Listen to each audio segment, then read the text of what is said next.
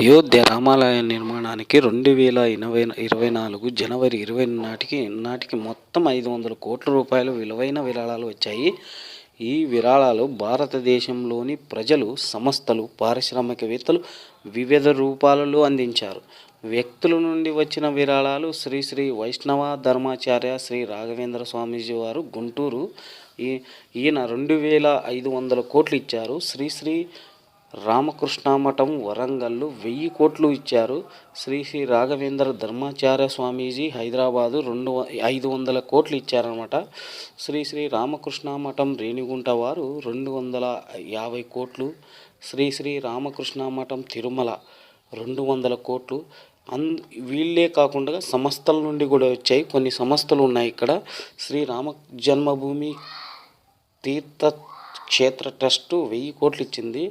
శ్రీ శ్రీ రామ సుప్రభాత సమాజ్ అమెరికా 500 కోట్లు ఇచ్చింది. శ్రీ రామభక్త జనతా వేదిక జపాన్ 250 కోట్లు ఇచ్చింది. శ్రీ శ్రీ రామభక్త సేవా సమితి యునైటెడ్ కింగ్డమ్ 200 కోట్లు ఇచ్చింది. శ్రీ శ్రీ భక్త మండలి రామభక్త మండలి న్యూజిలాండ్ నుంచి 100 కోట్లు వచ్చాయి. పారిశ్రామికవేత్తల నుండి కూడా కొన్ని విరాళాలు వచ్చాయి. గోవిందభాయ్ ధోలాకియా గుజరాత్ 11 కోట్లు.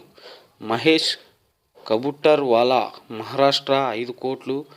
లావీజీ బాదుషా తెలంగాణ 1 కోటి ఇచ్చాడు.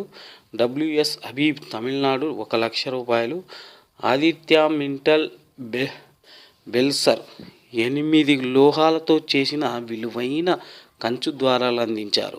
ఈ విరాళాలతో పాటు ప్రజలు తమ వంతుగా డబ్బు, ఆభరణాలు, ఇతర విలువైన వస్తువులను కూడా రామ మందిరానికి నిర్మాణానికి అందించారు.